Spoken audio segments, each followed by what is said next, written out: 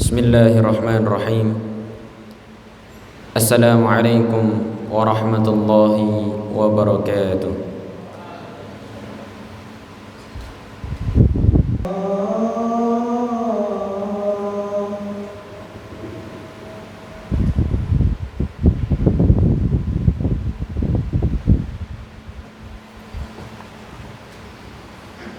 Alhamdulillahi wa kafa, wassalatu wassalamu ala rasulillahil mustafa wa ala alihi wa sahbihi wa man wafa. Asyhadu an la ilaha illallah wahdahu la syarika lah wa asyhadu anna Muhammadan abduhu wa rasuluh la nabiyya wa la rasula ba'da. Allahumma salli wa sallim wa barik ala sayyidina Muhammad wa ala alihi wa sahbihi ajma'in ila yaumiddin.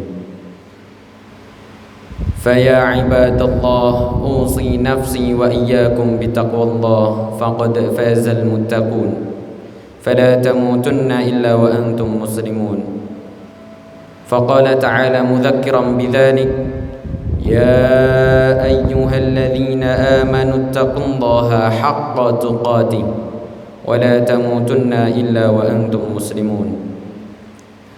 وقال يا أيها الذين آمنوا اتقوا الله ولتنظر نفس ما قدمت لغد واتقوا الله إن الله خبير بما تعملون.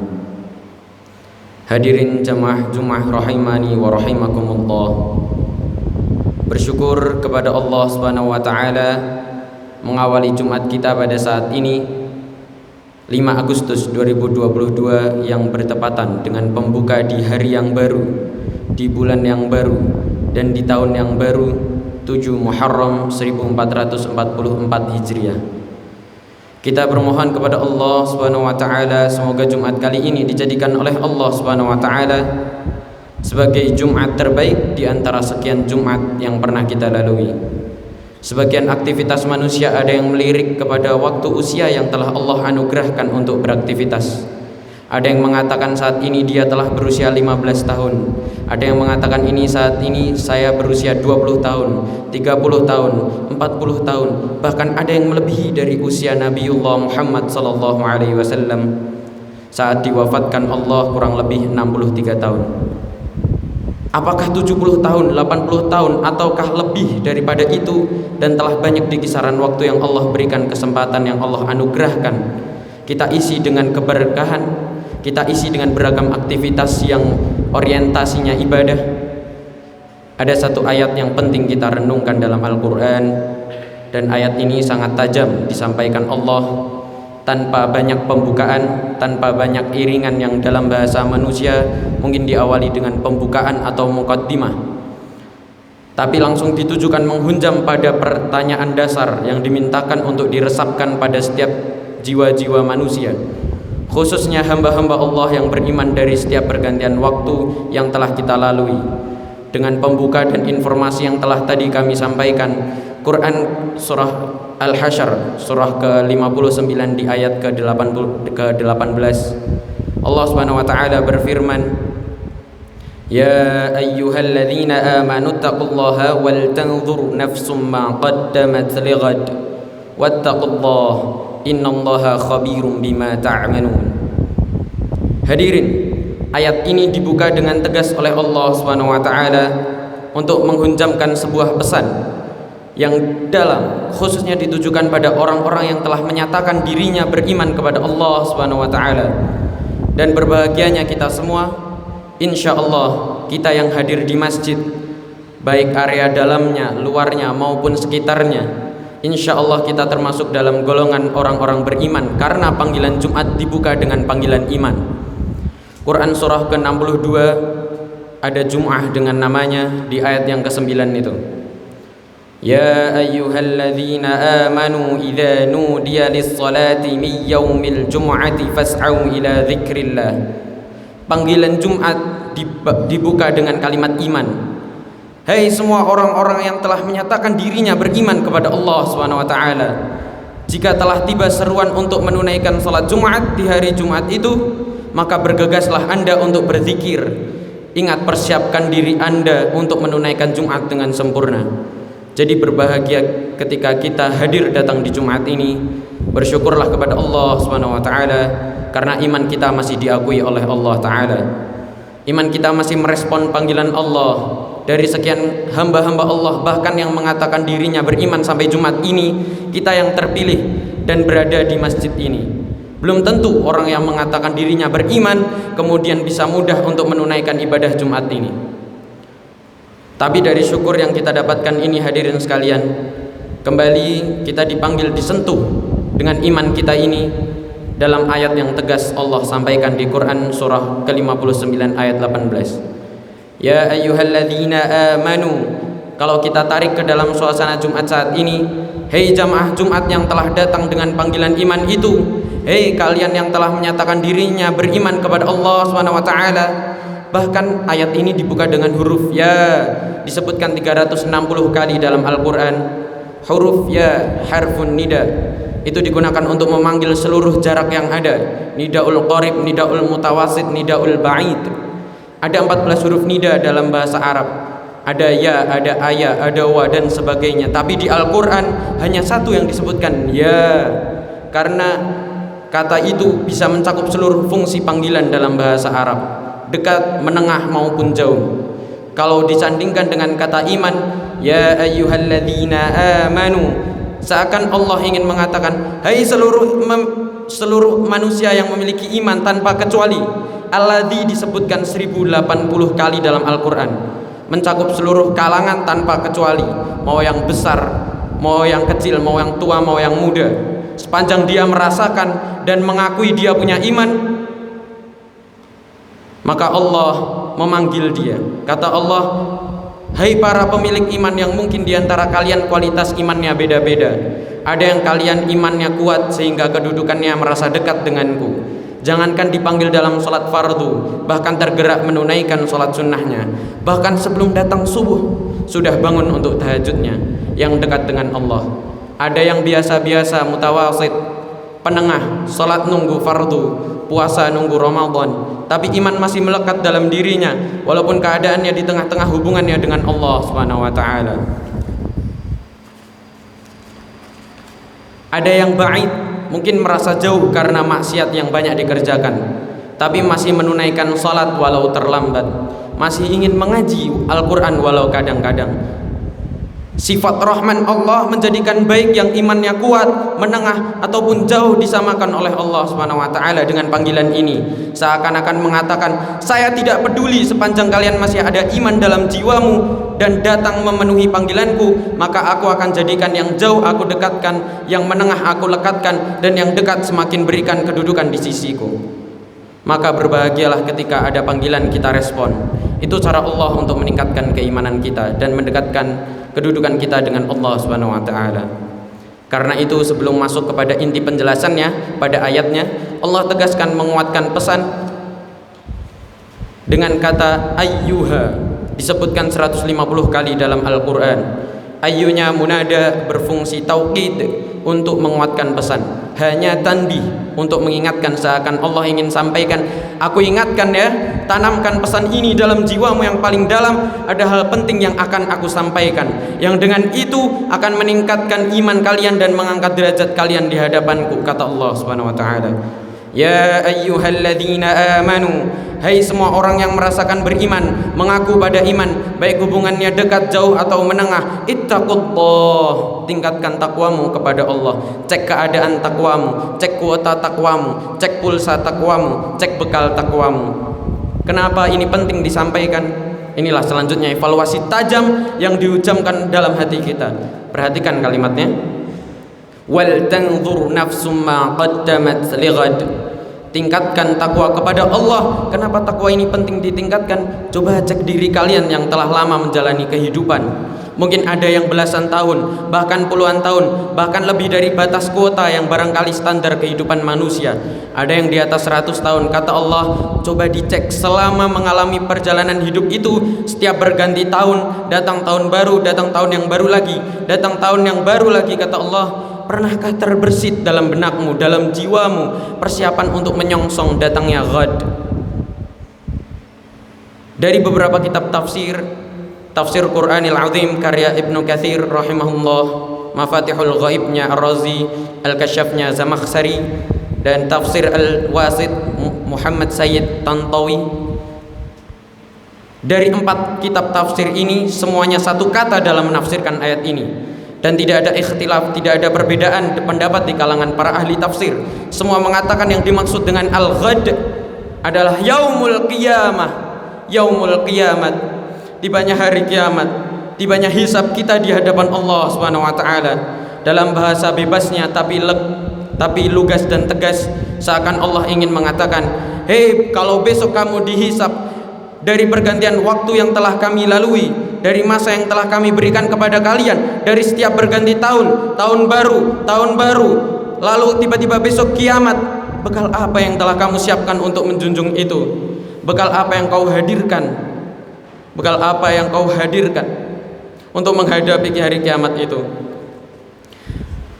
Karena itu semua mengatakan diungkapkan dengan ghad. Kenapa mengatakan ghad dalam ayatnya yang dalam bahasa kita artinya besok? Semua ahli tafsir mengatakan untuk menghunjamkan ke dalam jiwa kita rasakan itu. Bayangkan kiamat kalau besok terjadi di hadapan kita, bekal apa yang kita bawa? Duhai Anda yang hadir di Jumat ini, yang telah menghasilkan dan mengumpulkan dari sekian banyak waktu yang Allah berikan kepada Anda, ragam harta benda, ragam ilmu yang sudah Anda koleksi, ragam harta benda, rumah yang luas, kendaraan yang begitu membentang dengan ragam yang sangat luar biasa, pakaian yang bagus-bagus, perhiasan yang melekat di tubuh. Kalau Anda wafat di hari ini, bagaimana hisab Anda di hadapan Allah Subhanahu wa taala? Kalau kiamat terjadi besok, apa persiapannya? Kiamat terkecil itu kematian. Para ulama setuju, kiamat terkecil adalah kematian. Surah Quran ke-32 di ayat ke-11, "Qul yatawaffakum malakul mauti alladzi wukkila bikum." Katakan Muhammad sallallahu alaihi wasallam, setiap yang berjiwa itu suatu saat akan tiba waktunya, datang utusan Allah, malakul maut, untuk memisahkan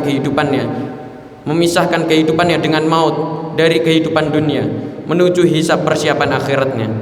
Dan semua mereka sepakat kiamat kecil itu ya kematian. Jadi kalau kita kembalikan pada diri kita,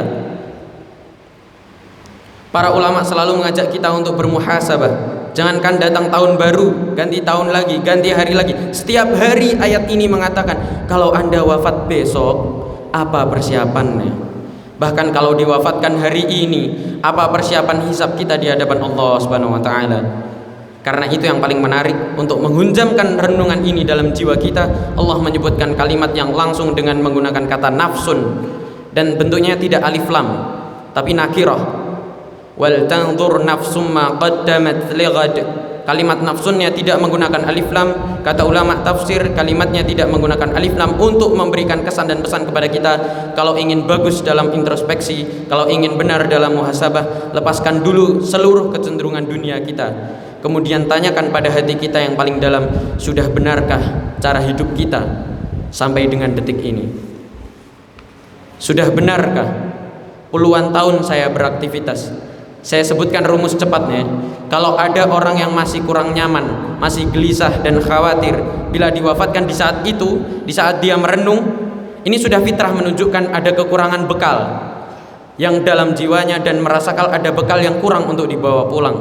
Yang paling mencengangkan dan paling irasional, sudah tahu bekalnya kurang, sudah tahu yang kemarin itu masih banyak kurangnya, kok sisa yang diberikan masih main-main juga, kok sisa waktu yang diberikan masih kemarin itu belum serius juga. Jadi kalau sampai Jumat ini, sampai detik ini belum mampu mengubah kita untuk dekat dengan Allah, Anda butuh berapa Jumat lagi? Anda butuh berapa tahun baru lagi? Apakah masih senang hanya dengan urusan dunia, sementara besok kita berpulang kepada Allah Subhanahu wa taala? Ingat akhirat bukan meninggalkan dunia, tapi ingat akhirat mengarahkan anugerah dunia yang memberikan kita supaya ditata menjadi kepentingan ibadah. Karena itulah, untuk menutup khutbah bagian pertama ini, saya menyampaikan Al-Imam Ibnu Katsir ketika membuka tafsir di ayat ini, beliau meriwayatkan dua riwayat langsung dari dua pakar hadis. Pertama, Al-Imam Ahmad dalam musnadnya diriwayatkan dari Ibnu Jarir dari bapaknya menyampaikan satu situasi di masa Nabiullah Muhammad SAW. Perhatikan dahsyatnya bagaimana sahabat merespon ajakan dan penegasan seperingatan Rasulullah SAW. Satu kali dalam keadaan kunna fi akhir Rasulullah SAW, kami pada saat itu di masa Nabi bersama Rasulullah sedang duduk-duduk. Tiba-tiba kemudian datanglah satu rombongan yang mengenakan penampilan yang sangat bagus, yang sangat istimewa. Kalau sekarang kita ilustrasikan, berarti ada datangnya orang bawa Ferrari, bawa Lamborghini, bajunya bagus-bagus, perlengkapannya mewah-mewah. Datangnya Masya Allah, Muslim datang ke masjid Nabiullah Muhammad SAW. Tiba-tiba kemudian Nabi bangkit menyampaikan ayat-ayat Al-Quran, dibuka dengan kalimat ya ayyuhalladzina amanu taqullaha haqqa tuqatih wa la tamutunna illa wa antum muslimun. Hei orang-orang yang mengatakan dirinya beriman kepada Allah, berimanlah dengan benar dengan cara meningkatkan takwa kalian dengan sebenar-benarnya takwa, dan jaga keislaman kalian sampai kalian wafat, kata Nabi. Yang paling menarik selanjutnya dibacakanlah ayat tadi, Quran surah Al-Hasyr ayat 18. Ya ayyuhalladzina amanu taqullaha wal tanzur nafsum ma qaddamat lighad wattaqullaha innallaha khabirum bima ta'malun. Orang-orang yang telah merasakan dirinya beriman, menyatakan dirinya beriman kepada Allah, yang ada di majelisku saat ini, kata Nabi, hei yang datang rombongan yang kekayaan dunianya dengan tampilan yang mewah, dan kalian yang hadir semua di sini, tingkatkan takwa kalian kepada Allah. Bayangkan kalau besok terjadi kiamat atau kalian wafat pada hari ini, tingkatkan takwa kalian sebagai bekal pulang, karena Allah Maha mengetahui apa yang telah kalian kerjakan di hari-hari yang lampau. Mungkin kalian banyak bermaksiat, mungkin mendapatkan harta dengan cara yang salah, mungkin banyak hal-hal buruk yang pernah dikerjakan. Apa yang terjadi? Disebutkan langsung dalam riwayat, mereka melepaskan semua kemewahannya untuk disedekahkan dalam ibadah. Mereka berpikir, apa manfaatnya Lamborghini saya atau Rolex saya, kemewahan saya, kekayaan saya yang melekat di badan saya ini, kalau semua tidak ada harganya di hadapan Allah Subhanahu wa taala? Bukankah saat wafatnya membawa kita hanya kain kafan saja? Adakah kendaraan itu mengiringi sampai ke alam kuburnya? Adakah pakaian itu dikenakan sampai ke liang lahatnya? Kalla, sekali-kali tidak. Bukan berarti harus diberikan semuanya, tidak. Ayat ini, kisah ini ingin memberikan pesan kepada kita bagaimana para sahabat merespon seruan Nabi dengan mengarahkan semua terkait dengan aset dunianya untuk kepentingan ibadah. Anda yang punya kendaraan bukan berarti harus diwakafkan, bukan berarti harus dihibahkan. Pertanyaan khatib, sudah berapa kali kendaraan dipakai untuk ibadah? Berapa kali dipakai untuk maksiat? Pernah dipakai ke masjid taklim atau tidak? Kendaraan yang Allah berikan kepada Anda, suatu anugerah yang diberikan kepada Anda, yang Anda pernah banyak berdoa menuntutnya. Diberikan sepeda, pengen motor. Diberikan motor, pengen mobil. Sepeda saja belum pernah Anda pakai ke masjid, pakailah untuk keberkahan. Jadi semisal ketika Allah bertanya kepada Anda, apa yang Anda gunakan dengan sepeda yang aku titipkan dulu? Apa yang Anda gunakan dengan anugerah yang aku berikan dulu? Anda bisa berkata dengan bangga, ya Allah, hamba pernah gunakan itu dalam menunaikan sholat subuh kepadamu. Itu poinnya, itu maksudnya. Sekarang kiranya waktunya bagi kita untuk kembali kepada Allah Subhanahu wa taala, untuk merenung di Jumat ini, memperbaiki hidup kita. Jangan-jangan memang waktunya bagi kita untuk pulang. Kalau tidak besok, mungkin hari ini kita kembali. Apakah kita termasuk dalam hamba yang diridhoi? Hanya kita yang bisa berikhtiar dan menunjukkan kepada Allah untuk menjawabnya. Barakallahu li wa lakum fil Qur'anil azim wa nafa'ani wa iyyakum bima fihi minal ayati wa dzikril hakim wa taqabbal minni wa minkum tilawatahu innahu huwas samiul alim. Aqulu qawli hadha wa astaghfirullahal azim li wa lakum fastaghfiruhu innahu huwal ghafurur rahim.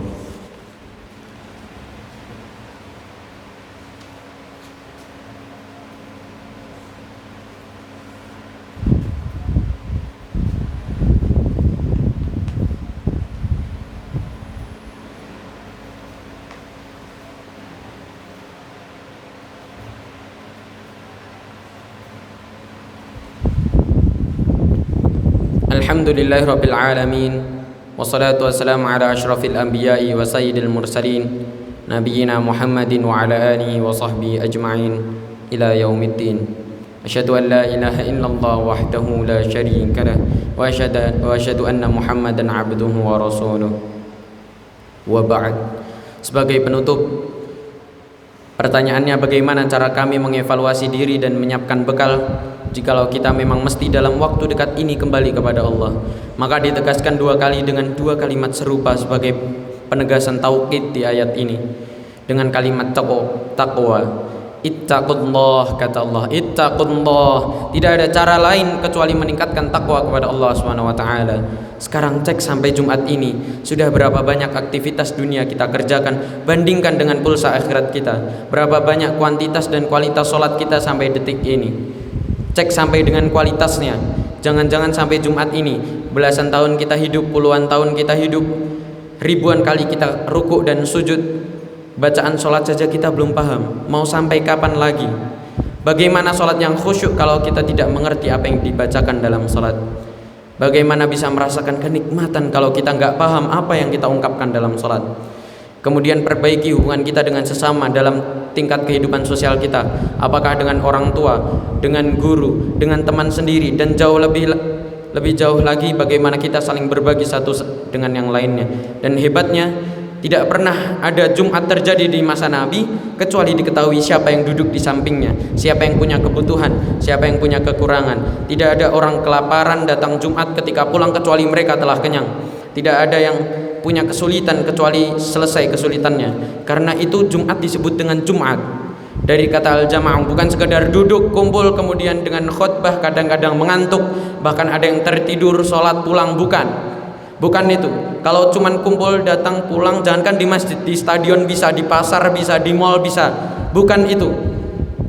Jumat itu duduk kumpul kemudian kenali siapa yang duduk di sekitaran Anda, duduk saling mengenal dan saling memberikan solusi. Itulah Jumat. Karena itu hadirin sekalian, mari kita tingkatkan takwa kepada Allah Subhanahu wa taala.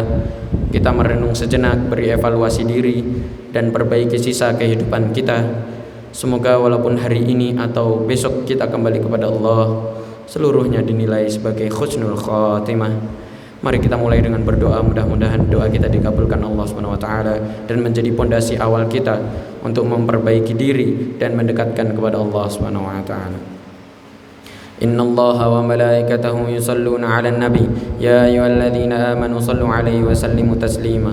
Allahumma ighfir lil muslimina wal muslimat wal mu'minina wal mu'minat al ahya'i minhum wal amwat innaka sami'un qaribun mujibud da'wat wa ya qadhiyal hajat. Allahumma la tada' lana fi maqamina hadha wa fi kulli maqamin dhanban illa ghafartah. Duhai Allah, kami mohon kepadamu dengan segenap namamu yang mulia, sifatmu ya Allah yang paling indah, yang paling istimewa, ya Allah yang maha pengampun, ya Ghaffar. Jangan biarkan ada satupun hamba di masjid ini atau di tempat lain yang beriman ya Allah, yang dalam saat ini berlumur dosa, kecuali Engkau ampuni segala dosa-dosanya di hari Jumat ini ya Allah. Wala hamman illa farrajtah. Jika ada di antara kami ya Allah saat ini tengah diliputi kegelisahan, maka mohon tenangkan keadaan jiwanya ya Allah. Wala dainan illa qadaita. Jika ada di antara kami saat ini diliputi oleh utang piutang, maka limpahkan rezeki yang halal dan baik ya Allah kepadanya untuk melunasi utang-utangnya. Wala maridhan illa syafaitah. La maridhan illa syafaitah. Jika ada di antara kami yang Engkau uji dengan beberapa penyakit seberat apapun, maka mohon sembuhkan dan angkat beserta dosanya ya Allah. Sembuhkan dan angkat beserta dosanya ya Allah. Rabbana ighfir lana wa li ikhwanina alladhina sabaquna bil iman wa la taj'al fi qulubina ghillan lil ladzina amanu Rabbana innaka ra'ufur rahim. Rabbana zalamna anfusana wa illam taghfir lana wa tarhamna lanakunanna minal khasirin. Rabbana ighfir lana wa liwalidina wa liman dakhala baytiya mu'mina wa lil mu'minina wal mu'minat. ربنا آتنا في الدنيا حسنة وفي الآخرة حسنة وقنا عذاب النار والحمد لله رب العالمين ولذكر الله أكبر. أقيموا الصلاة.